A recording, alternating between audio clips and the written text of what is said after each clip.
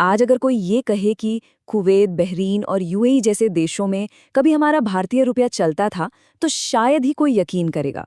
लेकिन ये कोई मनगढ़ंत कहानी नहीं, बल्कि इतिहास की एक ऐसी सच्चाई है जिसके बारे में बहुत कम लोग जानते हैं। तो चलिए आज रुपए के इसी दिलचस्प सफर को समझते हैं। आज की तारीख में खाड़ी देशों की जो करेंसी है, जैसे कि एक कुवैती दिनार, वो दुनिया की सबसे कीमती करेंसी में गिनी जाती है।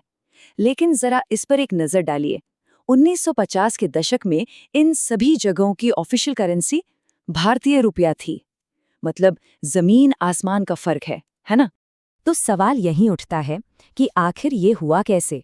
मतलब भारतीय रुपया इन देशों की आर्थिक पहचान कैसे बन गया? और फिर ऐसा क्या बदला कि ये पूरा का पूरा सिस्टम ही खत्म हो गया? तो ठीक है, कहानी की बिल्कुल शुरुआत से शुरू करते हैं और रुपए के इस गल्फ कनेक्शन की जड़ों तक पहुंचते हैं।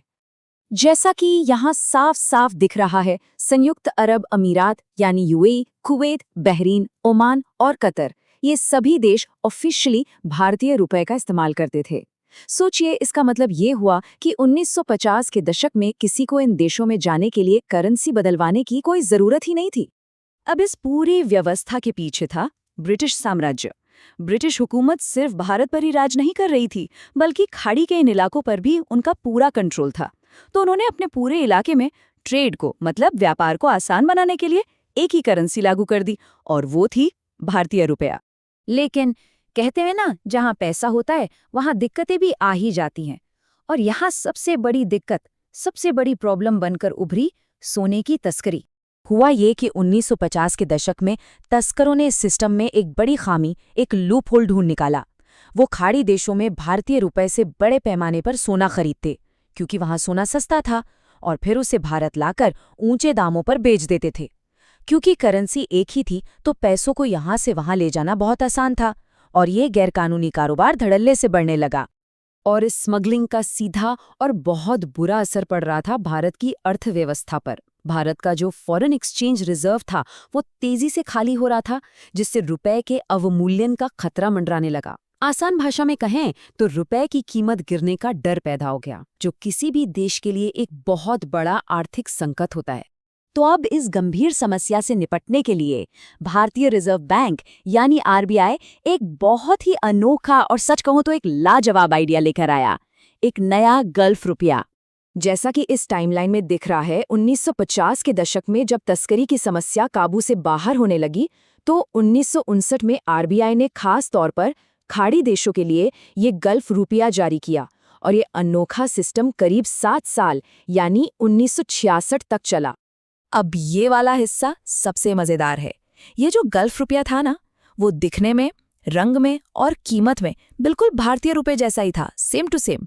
लेकिन यहीं पर था आरबीआई का असली मास्टर स्ट्रोक।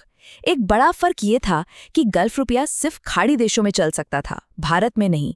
और ठीक वैसे ही भारतीय रुपया सिर्फ भारत में चल सकता था। इस एक छोटे से बदलाव ने तस्करों का पूरा खेल ही खत्म कर दिया। लेकिन ये अनोखा सिस्टम भी हमेशा के लिए नहीं था। बहुत जल्द गल्फ रुपए के इस युग का अंत हो गया, और रुपए का खाड़ी देशों से नाता हमेशा हमेशा के लिए टूट गया। वो साल था 1966। ये वो साल था जब सब कुछ बदल गया और गल्फ रुपए का इस्तेमाल पूरी तरह से बंद हो गया। इसके पीछे दो बड़ी वजहें थी। पहली, 1966 में भारत ने अपनी अर्थव्यवस्था को देखते हुए रुपए का अवमूल्यन किया, मतलब उसकी वैल्यू कम कर दी।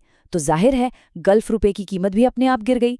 और दूसरी और शायद सबसे अहम वजह ये थी कि इसी दौर में खाड़ी के देश एक एक कर आज़ाद हो रहे थे, और आज़ादी के साथ उन्होंने अपने खुद के सेंट्रल बैंक्स बनाए और अपनी नई करेंसी जारी कर दी। और बस इस तरह रुपए के साथ एक साझा इतिहास को पीछे छोड़कर इन देशों ने दुनिया की कुछ सबसे कीमती और स्वतंत्र करेंसी बनाने का सफर तय किया। ये उनकी अपनी आर्थिक आज़ादी का एक बहुत बड़ा प्रतीक था।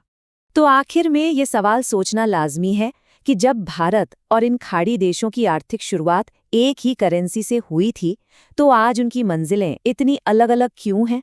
है ना सोचने वाली बात।